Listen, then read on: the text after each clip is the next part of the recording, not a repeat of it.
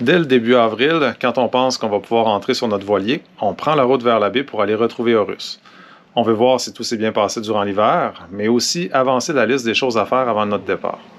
Donc aujourd'hui, préparez-vous pour le côté un peu moins glamour de la voile, les travaux de bateau.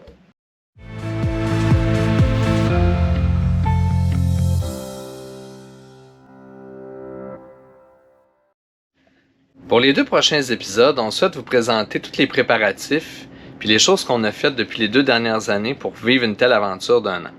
Partir en voilier comme ça peut paraître bucolique, beau, incroyable, mais on souhaite aussi vous montrer l'envers du décor. C'est quand même beaucoup de travail, de préparation, de gestion de projet pour assurer notre confort, notre sécurité à bord aussi. Dans cet épisode-ci, on va s'attarder principalement à toute la révision de notre système électrique, de notre chauffage, aussi de tout ce qui est de l'installation de notre congélateur, et puis d'autres choses qu'on a faites pour rendre notre voilier un petit peu plus confortable puis plus prêt pour ce genre d'aventure. Horus, quand on l'a eu, était super bien équipé en batterie puis en électricité pour des sorties d'une fin de semaine, pour des vacances ou ce genre de choses-là. Pour du plus long terme, entre autres, il n'y avait pas de façon de recharger les batteries autre que de se brancher à la marina ou faire tourner le moteur. Donc, on s'est posé la question, ce qu'on aurait besoin pour pouvoir aller plus loin. Et la première chose qu'on s'est dit, c'est que ça prendrait des panneaux solaires. L'autre chose, c'est de pouvoir avoir des batteries qui ont une plus grande capacité. Puis on s'est tourné vers le lithium pour pouvoir aussi avoir une puissance un peu plus grande au niveau du 110 volts pour pouvoir brancher que ce soit des outils, une petite plaque à induction pour la cuisine ou ce genre de choses-là. C'est un gros changement de passer un bateau des batteries au plomb aux batteries au lithium. Ça implique de diviser les circuits parce qu'on ne peut pas démarrer le moteur sur les batteries au lithium. Puis ça prend toutes sortes de chargeurs et de connecteurs entre les deux. Donc, je vais vous montrer un peu ce que ça donne au final, l'installation électrique sur Horus maintenant. Donc, nous, on a un système où on a 2 ensembles de batteries. On a 2 batteries au lithium pour toute notre énergie dans la maison, ce qu'on appelle la maison en général. Donc, tous les systèmes auxiliaires. Puis, on a une batterie spécifiquement pour le moteur et le guindeau, qui est la batterie de démarrage. C'est des systèmes qui sont différents, volontairement. La batterie de démarrage, elle est faite pour donner vraiment des coups, du torque, comme quand on part le moteur ou le guindeau, tandis que les batteries au lithium sont faites pour emmagasiner plus d'énergie. Tout ça est contrôlé par le super panneau électrique. Pour ceux qui ne sont jamais allés sur un voilier, ça fait bizarre de jouer dans le panneau électrique à tout bout de champ, mais c'est ici qu'on contrôle tout parce qu'on veut s'assurer de vraiment gérer notre dépense d'énergie. Donc, on a tout ce qui est du 110 volts, tout ce qui est du 12 volts ici. Mettons, si on fait un peu le circuit de l'électricité, l'électricité part des batteries, traverse vers un interrupteur général qui nous permet de tout fermer le 12 volts au complet dans le bateau. Puis ensuite, ça s'en va vers ce qu'on appelle des busbars, qui sont un peu la distribution de tout le courant. Nous, on a un inverteur, qui est la grosse boîte grise qui est là, qui nous permet d'avoir du 110 volts. Et de l'autre côté, on a le contrôleur chargeur pour les panneaux solaires et le DC-DC, qui est en fait un chargeur qui permet de charger la batterie de démarrage à partir des batteries au lithium si on en a besoin. Tout ça vient avec des interrupteurs, des bons vieux breakers pour éviter des surtensions. Et les panneaux solaires, le fil blanc qui est là, se rend jusque dehors aux panneaux qui sont branchés là. Donc c'est notre principale source d'énergie quand on n'est pas à la marina. Ça se trouve être les panneaux solaires et c'est ça qui va déterminer qu'est-ce qu'on peut faire rouler ou pas comme système dans la journée. Donc, si on peut se faire de l'eau chaude ou pas, ça va dépendre de s'il fait soleil ou pas. Malgré le fait qu'on s'en va dans le sud, il va y avoir une bonne partie du voyage qui va se faire au Québec, en Nouvelle-Écosse, puis on va se le dire en bon québécois, il fait fret. Fait que on voulait pas geler. On a pris la décision de s'installer un chauffage au diesel l'année passée. Au départ, je croyais que ce serait une tâche assez simple à réaliser, mais ça a été quand même complexe parce que ce qui a été difficile au début, c'était de trouver la place pour l'installer. Puis déjà qu'Horus, malgré que c'était un bateau quand même assez grand, avait pas beaucoup d'espace pour accueillir un tel chauffage. Donc j'ai décidé de l'envoyer dans les bas-fonds. Fait que c'est pour ça que je suis allé me promener souvent dans ce beau coffre.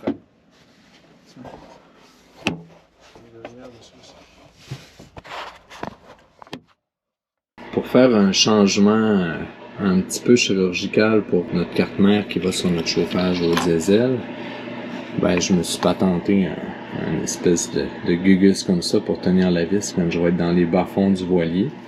En fait, l'opération consiste à changer la carte mère, qui est l'ancienne version, pour la nouvelle version afin qu'elle puisse être compatible avec notre nouveau contrôleur afin d'avoir une chaleur un peu mieux contrôlée.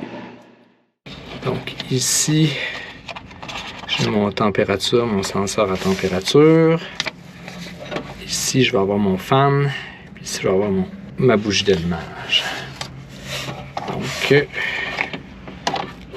une bougie d'allumage. Bougie d'allumage.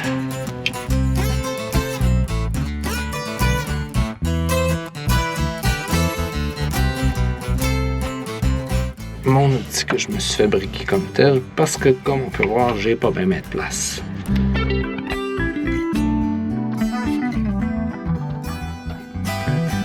Pour finir tout ça, il restait quand même plusieurs choses à installer. Un tuyau d'échappement pour enlever les gaz de la combustion du chauffage. Des grilles aussi pour éviter de mettre les choses en contact avec le chauffage qui pourrait être très chaud. Et des tuyaux qui passent par les fonds de cale pour acheminer l'air chaud jusque dans les cabines. J'ai fait sortir à 3 endroits sur le bateau des trappes, donc une dans la chambre arrière. La température qui en sort semble pas mal moins brûlante qu'avant, donc ça c'est une belle amélioration. Ma sortie principale dans le carré, par ici à l'ancienne prise d'air de la climatisation. Donc ça a été quand même un pas pire défi d'entrer ça à côté du congélateur. Ensuite j'ai un autre conduit qui s'en vient, si on peut le voir ça, il passe là. Qui s'en vient comme ça jusque dans la salle de bain. Dans la salle de bain, ça a été toute une aventure à passer dans les conduits qui sont là.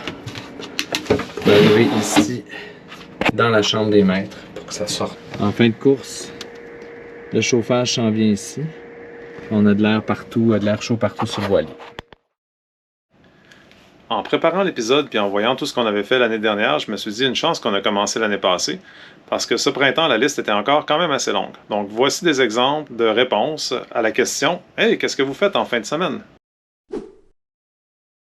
Ben, avec ma belle voix du lundi matin, alors aujourd'hui, je vais préparer tout le bateau pour qu'on puisse ouvrir le moteur, aller changer l'échangeur de chaleur, changer les filtres qui sont autour. Je souhaite aussi changer la lèvre Volvo parce qu'elle coulait l'an passé. C'est une bonne journée aujourd'hui. Je vais vous revenir avec le résultat plus en fin de journée. Allô? Fait que là, voici un petit update d'où est-ce que j'en suis avec les réparations du moteur, avec ce que j'ai pu travailler ce matin avec notre mécano. On a été obligé de défaire le moteur, de le sortir de son trou pour être capable de sortir le shaft. Puis là, ben écoute, j'étais allé faire des trucs, puis je me suis rendu compte que le glycol était tout en train de couler par terre. Fait que j'ai du ménage pour l'après-midi qui m'attend. On a aussi défait le morceau Panta. La lèvre était pliée sur le shaft, donc c'est pour ça que ça coulait. On a constaté aussi que le shaft était magané, donc ça va nous prendre un autre shaft. Bon, ben aujourd'hui, ça a été une grosse journée. J'ai pas fait beaucoup de vidéos parce que j'étais un peu fatigué. Je suis descendu tout seul parce que David s'est pété la tête la semaine passée et était trop fatigué. On l'a laissé se reposer. Le plan de match, ben, c'était aujourd'hui de remonter le moteur avec notre mécano.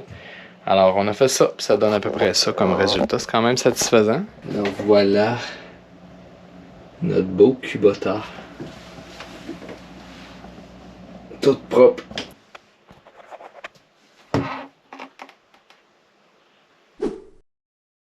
Avant de partir en voyage, on voulait installer un congélateur sur le bateau pour pouvoir garder des aliments frais un peu plus longtemps. Le gros défi, c'était d'en trouver un qui rentrait dans l'espace restreint en prenant le plus de place possible, mais pas trop, tout en ayant une certaine économie d'énergie puis assez d'espace autour pour pouvoir respirer. Bref, trouver le match parfait entre l'espace qu'on a sur le bateau puis un congélateur qu'on peut trouver que quelqu'un fabrique, ça a été quand même un bon défi. Ensuite, ben, c'est de l'installer, de passer les différents fils, ce qui passe par les fonds de cale, donc ce qui implique de sortir plein de choses pour pouvoir réussir à passer le fil. Mais somme toute, ça s'est bien passé. À part le fait que le congélateur empiétait sur un des tuyaux du chauffage qu'on venait d'installer. Donc, il a fallu refaire la sortie d'air chaud du chauffage pour pouvoir réussir à accommoder tout ça. Ce beau ventilateur-là fonctionne depuis l'âge du bateau, semble-t-il. Je fais juste commencer à être un peu bruyant puis tannant. Alors, j'en ai acheté un neuf. Je me mets là-dessus à l'instant. Je vous montre ça.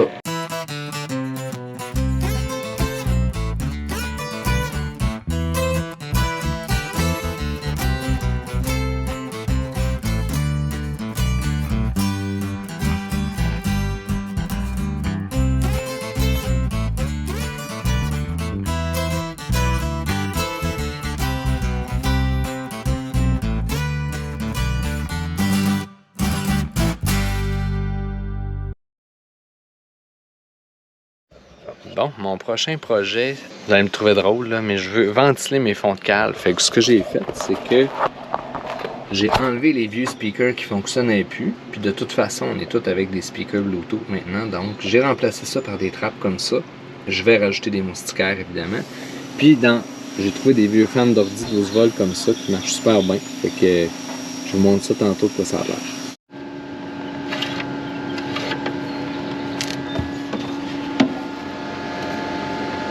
Prochaine étape, c'est installer ces deux ventilateurs 12 volts là.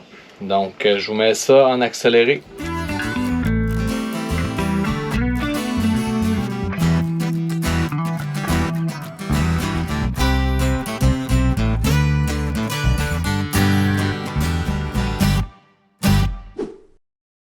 Une autre chose qu'on voulait régler avant de partir, c'était optimiser un peu le rangement qu'il y avait dans les armoires qu'on appelle les équipés sur un voilier. Sur un voilier, il n'y a rien de droit. Donc, ajouter des tablettes, c'est quand même un défi. Heureusement pour nous, à bord, on a un capitaine bricoleur qui se débrouille très bien pour faire de la menuiserie, ce genre de choses-là. Donc, il nous a fabriqué des tablettes sur mesure à chacune des équipés dans lesquelles on voulait en rajouter, ce qui va nous permettre de stocker un peu plus de choses de façon mieux organisée. Le dernier ajout qu'on a fait, c'est un accès Internet avec une antenne Starlink. On aurait pu aussi y aller avec des forfaits cellulaires, avec des cartes prépayées, ce genre de choses-là, mais finalement, on a opté pour Starlink parce que ça nous permet d'avoir un accès un peu plus fiable, plus loin des côtes. Une des choses pas évidentes avec Starlink, c'est d'avoir la bonne information. Il y a beaucoup de n'importe quoi sur Internet quand on regarde, mais c'est aussi que leur forfait change selon les régions, puis souvent plusieurs fois par année.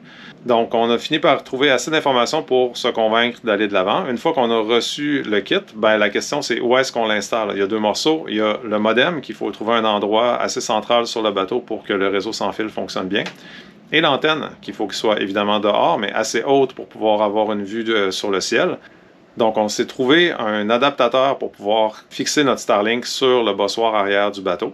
Il fallait aussi passer le fil de l'antenne dans les fonds de cale, dans un endroit qui nous avait donné quand même du fil à retordre quand on a passé les panneaux solaires.